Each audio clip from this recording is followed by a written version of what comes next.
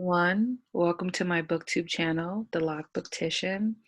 For those of you who are new, welcome. Consider subscribing. Today we're going to be talking about the second book in the Patrisse series by Octavia E. Butler.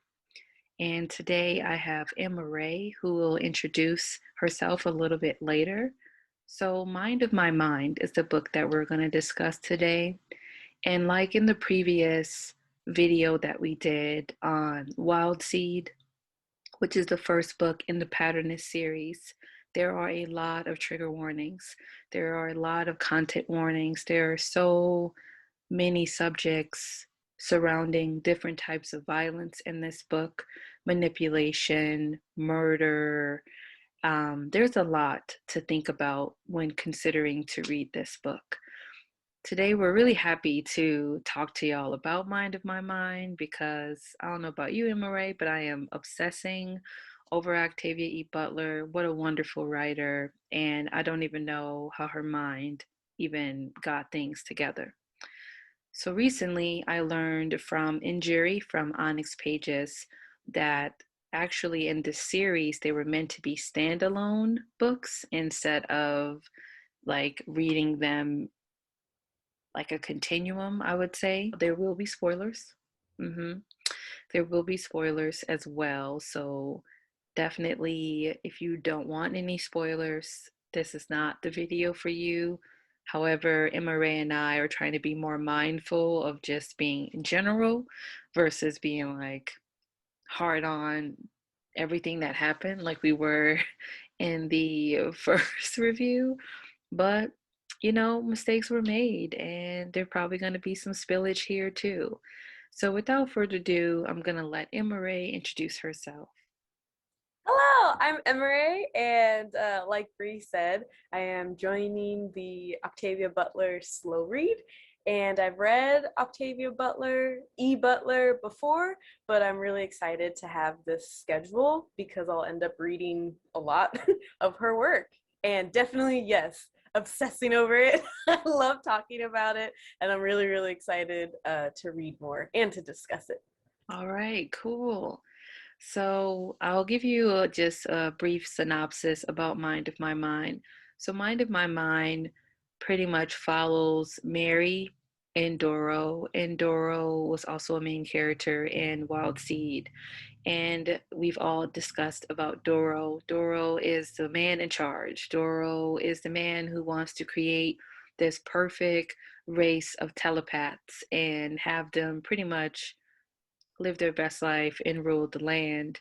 However, he tries to go and combine different families of telepaths to make like the perfect telepath, and which leads us to Mary, and Mary being his daughter of sorts, but Yeah. not his daughter. You know what I'm saying? Like his daughter, Yeah. but not his daughter.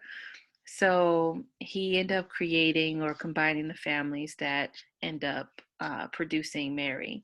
And Mary is challenging him in this book. She is finding out different things about herself. She is building different things.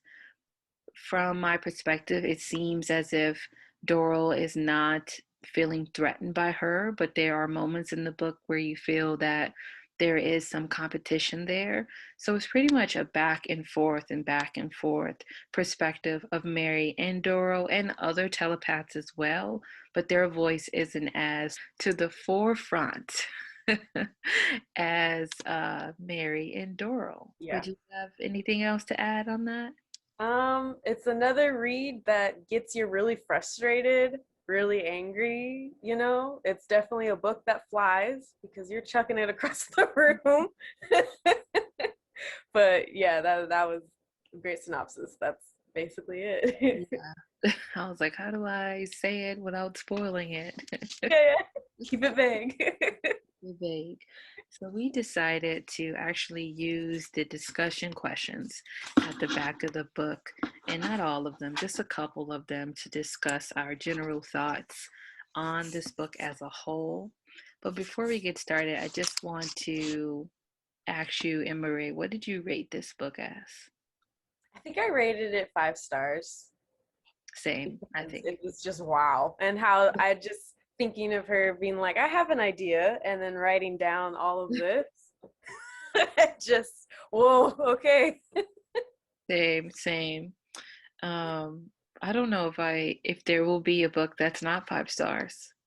Yeah. Mm-hmm. I'm waiting on that to happen. Mm-hmm. It has not. So in the back of the mass, what is this? The mass paperback? Is that what it's called? I think so. Yeah. Yeah, the mass paperback. The first question we're going to discuss is Mary says of her relationship with Doro, I probably loved him in self defense. Hating him was too dangerous. This was on page 30. In what ways do characters adapt and change themselves in order to survive? Good question. I think this goes into what we kind of talked about for Wild Seed, where all the characters frequently continue to say, I don't have a choice. And so they just go with whatever he says or whatever someone else instructs them to do. And that's their way of survival of, oh, I might be hurt, uncomfortable, scared, but I have no choice, but I want to live. Mm-hmm. They just kind of are in the flow of being so programmed that they can't really do anything else out of fear. Yeah, I think their will to live is stronger than their need to die. Mm-hmm. I really found that to be evident when the other telepaths joined in on the pattern. Mm-hmm. And when the other telepaths joined in on that pattern, a couple of them fought. They were like, "Oh no, I don't want this. This is not something I want." But then they realized very quickly it's either that or death. Mm-hmm. So they just chose to be a part of it. And I think there's some type of hypnosis involved as well in the pattern. Yeah. This makes people feel like, okay, this is here and this is where I want to be and this is where I belong. But it Mm-hmm. takes some encouraging too as well. And the encouraging usually comes in the form of violence. So I think that in order for these characters to adapt and change themselves, it seems to me that violence have to be introduced into the equation in order for them to be um, adaptable or assimilate to the pattern. Yeah, I agree.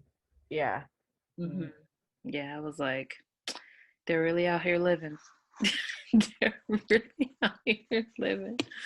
Okay, we might have to choose some other questions. I thought we were going to be talking more for that question, but we're I gonna, feel like that was a short and sweet answer, but answered it so perfectly. yeah, done. We were done with that.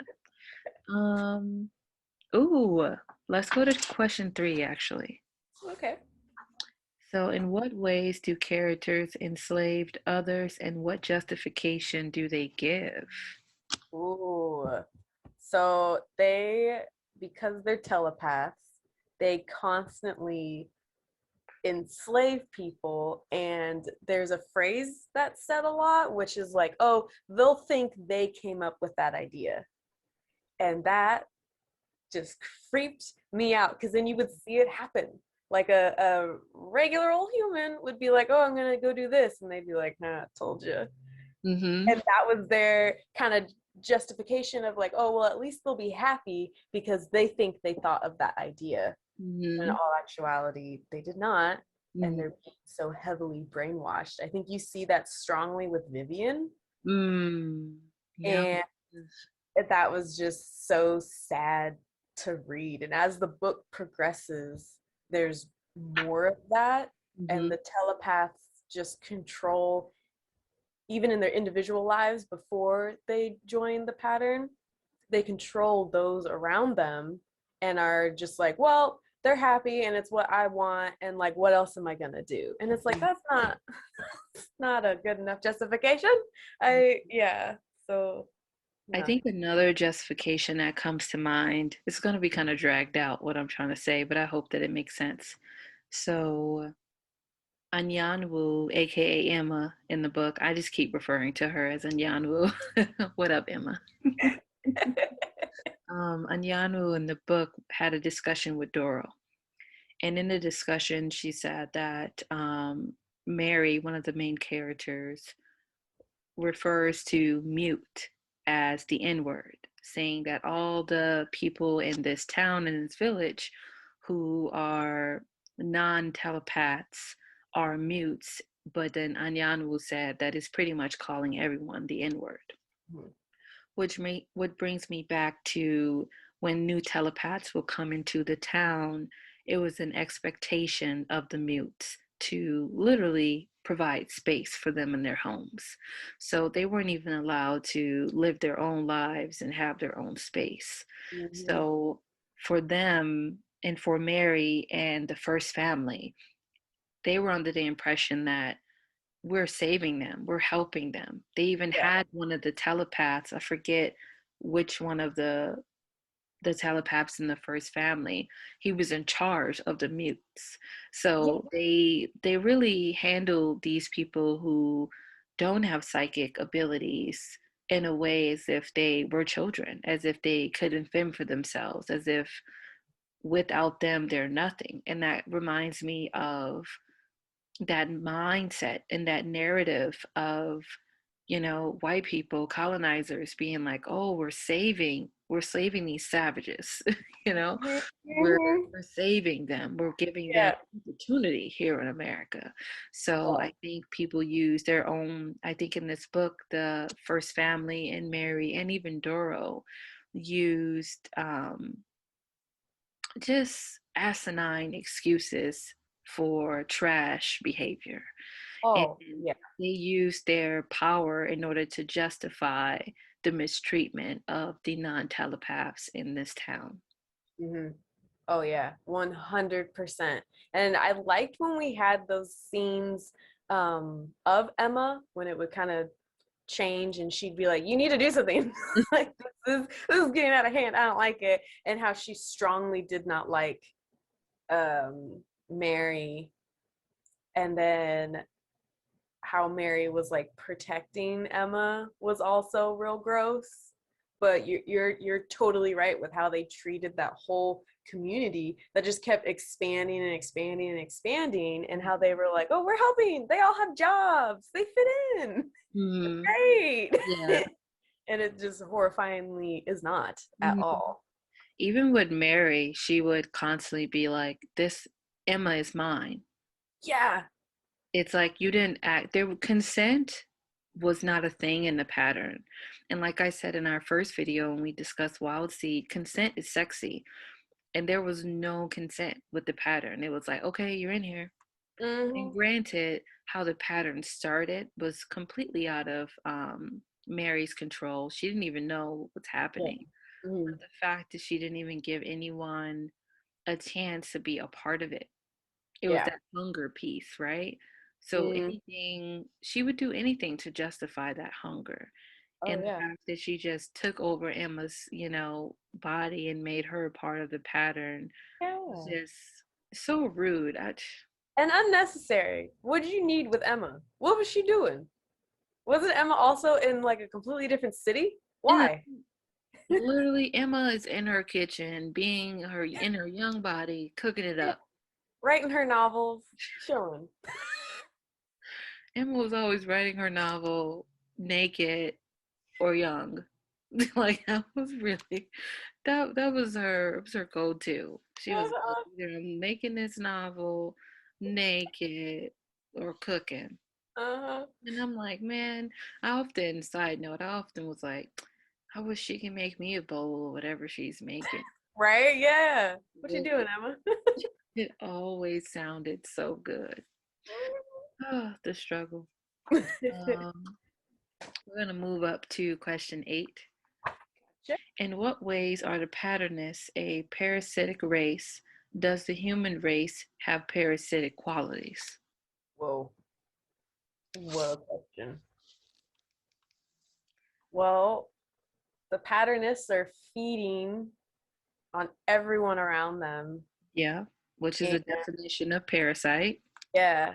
And Mary is then feeding off of all of them. The human race definitely has parasitic qualities with imbalance of power and those who take advantage of people. And I think actually being in the pandemic, you see that a lot. Like there are so many companies who like fed off of their employees and treated them absolutely horrible because they wanted to make more money and Mm-hmm. just chill, and they didn't care. And that's disgusting and vile to watch. And then to hear those companies act like Mary and Doro and all the telepaths with justifying it all. It, I'm just kind of realizing now that that mirror of being able to watch it so closely. And I mean, there's so many other atrocities and so many aspects of life where it just seems like certain humans in power are feeding off those who currently don't have power or are striving to gain power, and seeing it in really big businesses with their employees is like a as easy to understand model uh, of how parasitic that can get and how Mm-hmm. vile it is. Yeah. What comes to mind is capitalism. Mm-hmm. Mm-hmm. That's really what comes to mind. I mean, I do think that there are some ways, or the original ways in which capitalism was set up, could have been beneficial to societies, right? But the way it has evolved into the workers busting their behinds and these people at the top getting billions, millions of dollars, like it doesn't equate to me. It doesn't make sense. The balance is off. Mm-hmm. So, in a lot of ways, I view that as like a parasitic quality of there just not being enough balance. It's like these people who are working for these companies are busting their butt off and making products that cost like less than $1 when we think about sweatshops, right? Mm-hmm. And less than $1. And then the company is charging people $40 for it. And it's just like that inflation of profit. And the people are getting like what, $2 an hour or something like that. Yeah. So Mm-hmm. that's just, I don't know, just thinking about all the different ways in which capitalism can be toxic makes me think of parasitic things. Yeah. That Mm-hmm. Mm-hmm. Yeah. 100%. Yeah, I don't know. What do you think about like the drug use? In the book or real life? Hmm. In the book. Yeah, like Um, would you qualify the human beings or the telepaths who didn't understand that what was happening to them and using drugs as like a parasitic thing? yeah, because it was, yeah, wow, yeah. Now that I think about that, yeah, it's like I don't know how to word what I'm thinking. I gonna try think to gonna try to get it out. I found that part so disturbing when we were seeing close up what was happening to those people and their children. Like chapter 9 really, really threw me for a loop. I need Uh, a break after it. Me too. I put that down for a couple days and then got back to it because chapter 9.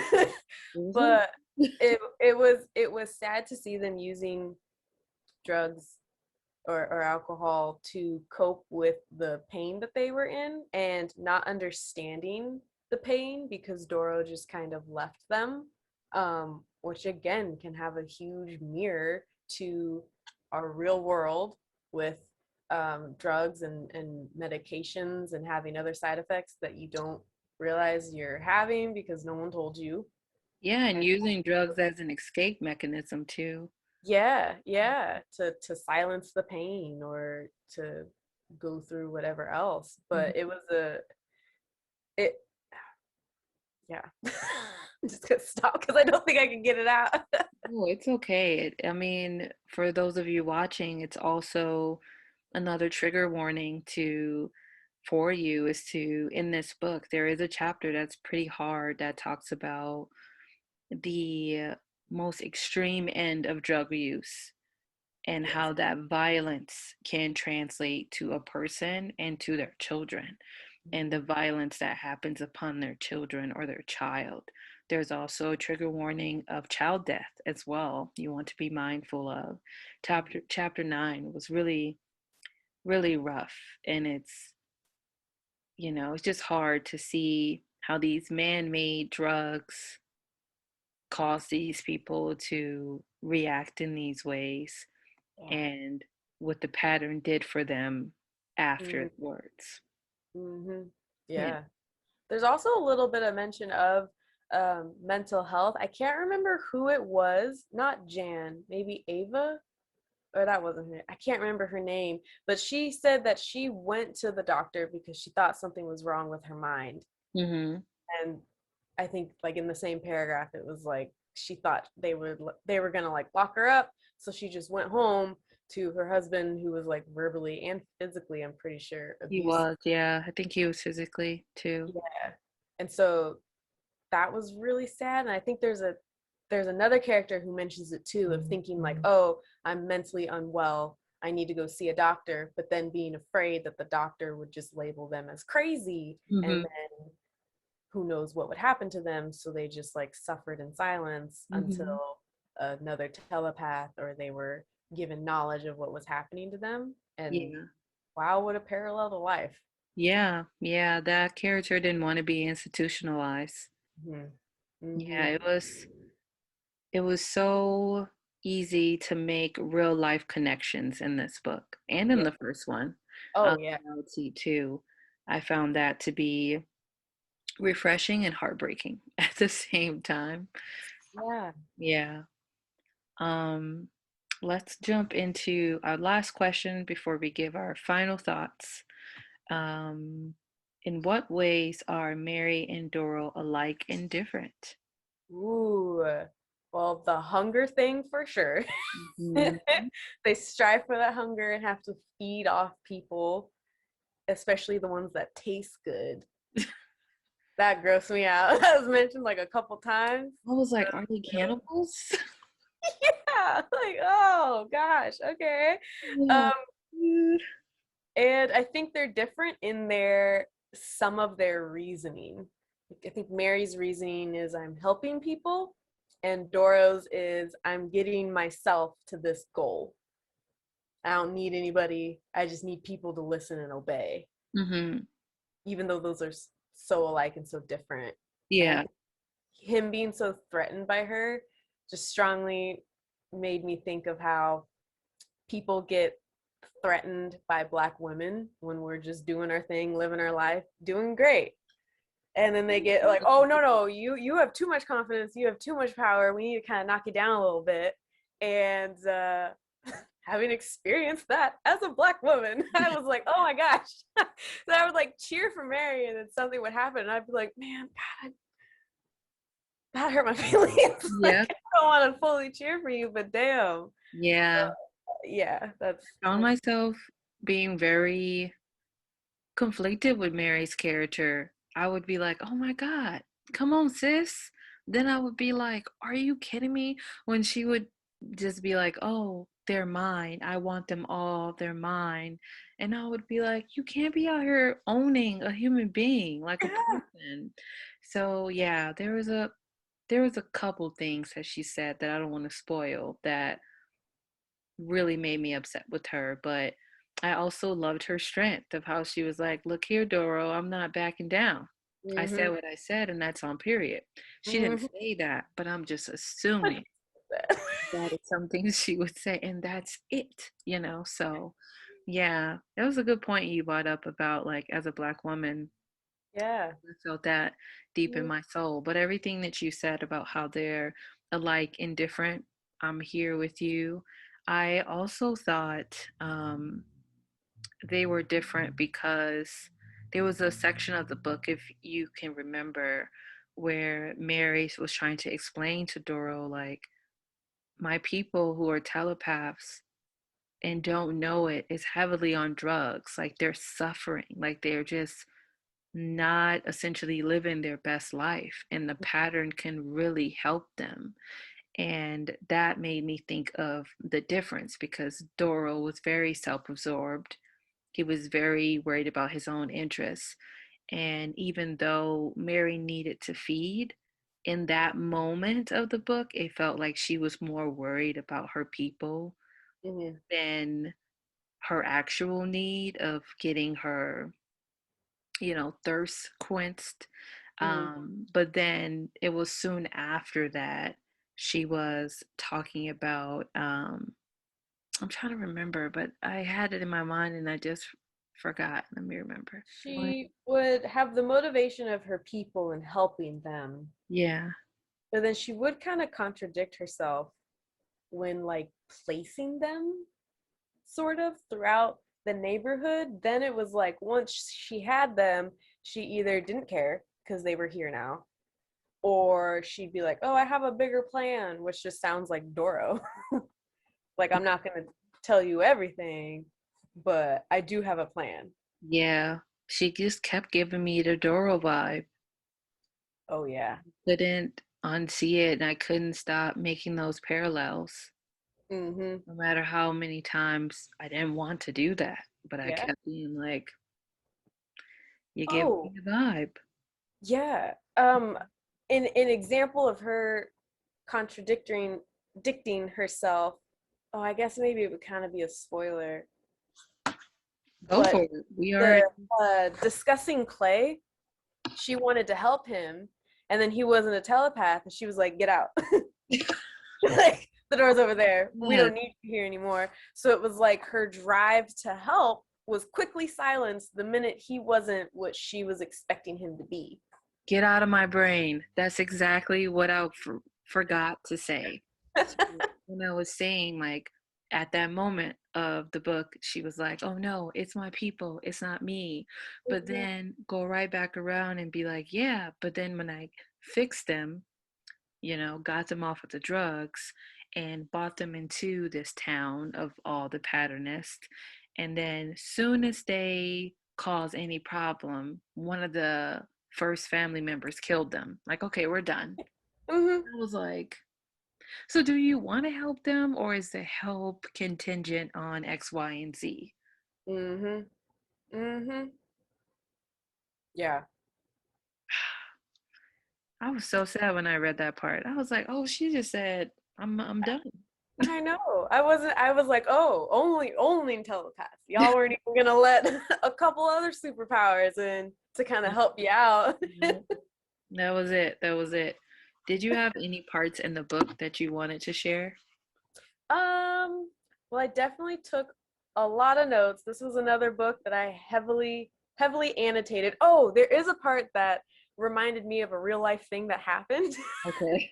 So it's the part where Jan shows up to the pattern and she sees Mary and Rachel, and her reaction is, "Oh God, the N word."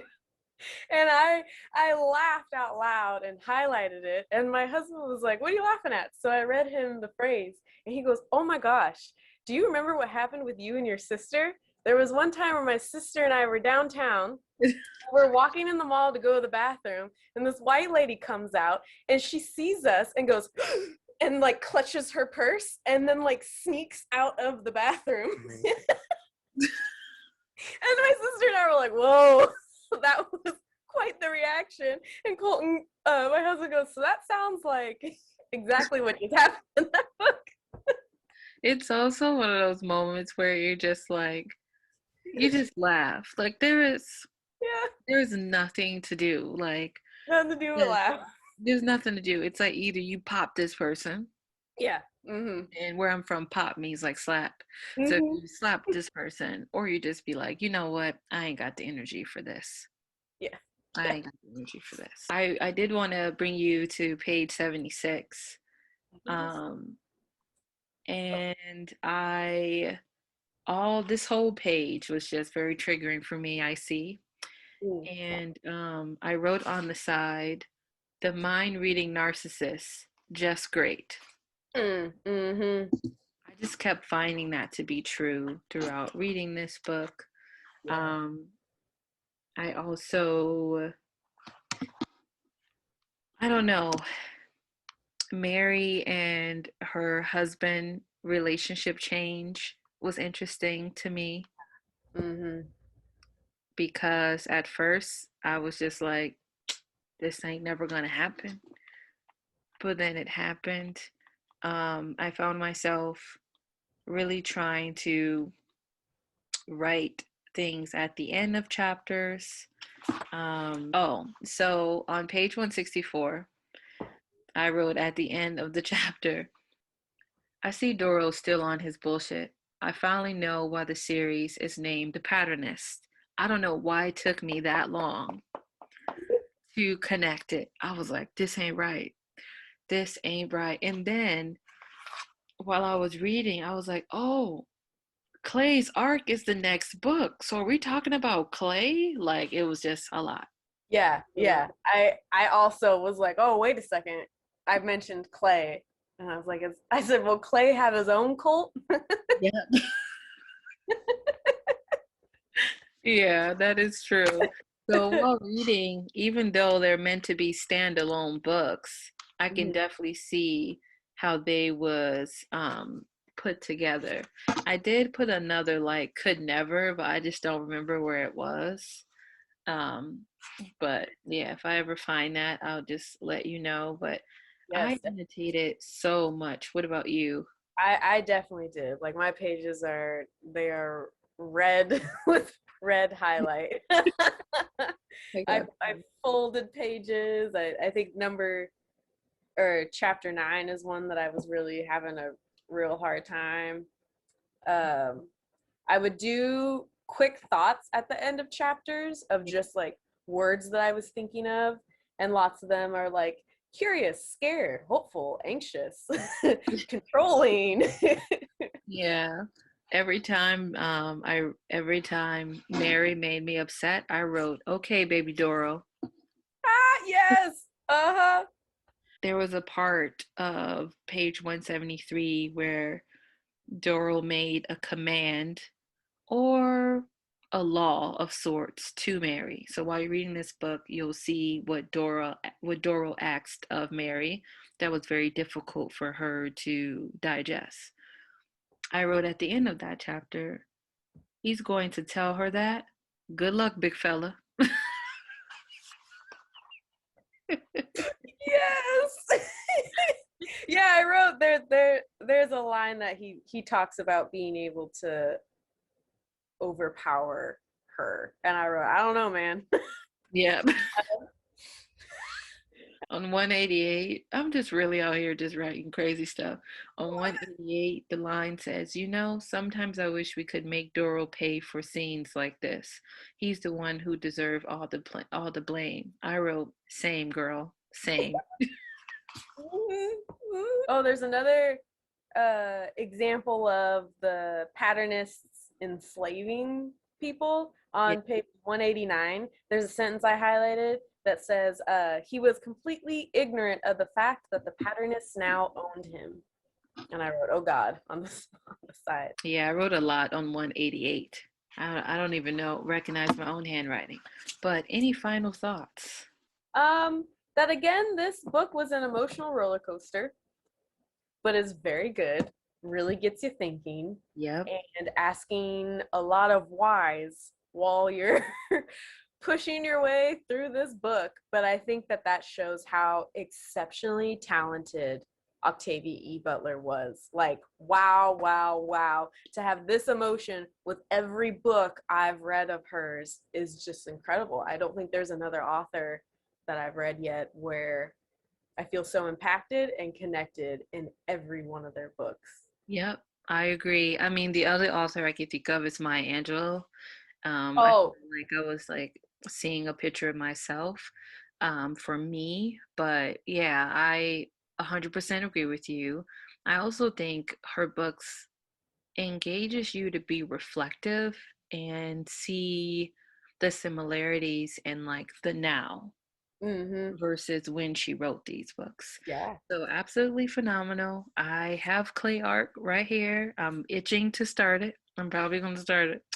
And I can't wait to start that. And you guys, I just want you to know for Clay's arc, there are also going to be some slow read sprints on Injury Onyx Pages YouTube channel, and you can find all of that information there, and I'll try to put as much information to my knowledge in the description box below.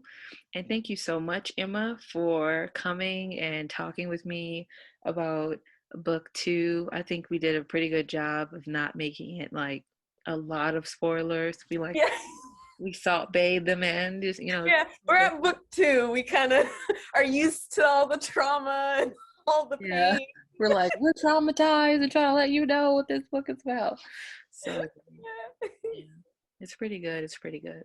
Anyway, thank y'all for stopping by. We'll see y'all later.